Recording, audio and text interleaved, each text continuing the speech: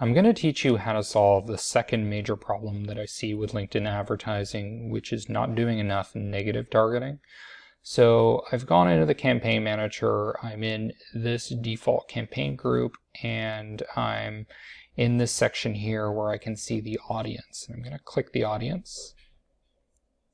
And you can see that I have a location. Perhaps in your case you may have a list upload, so perhaps people from your database have been added in here, or perhaps there's people that fit specific demographic information, or they belong to certain types of companies or certain education. So there are a lot of variables here that you can play around with, but the one that I want to focus on is this, which is the exclude option.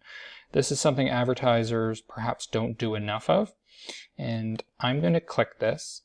So now I'm narrowing the audience, and LinkedIn reminds you that that's what you're doing. You're not expanding it, and we can narrow it based on certain criteria. So what I'm going to type in here is sales, and sales is going to show up with some different categories. So there's sales as a member skill, there's salesperson as a job title, Salesforce. What I'm going to say is job function, because often you're going to be advertising to people that are in sales that may not necessarily be people that are trying to buy from you, but they're trying to sell you something. You could type in other things here as well. So for example, perhaps physicians are the target for your product. But what you want to do is exclude a physician assistant.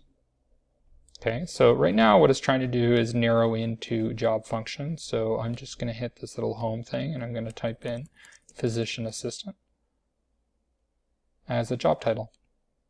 Okay, so this is an example of how you can set up negative targeting to make sure that people that probably shouldn't be seeing your ad won't. Now, another thing that I want to point out here is I often do not leave this on, the audience expansion, because then there's a higher probability that someone that is not really a good candidate for your product will see it. What I do recommend, however, is expanding to the LinkedIn Audience Network when it's available, and with the given ad type that I have here, that's just not possible. So that's how you set up negative targeting. However, another thing to point out is that you want to look at who is actually looking at the ads that you have been running. So I'm going to click this tab, Campaign Performance.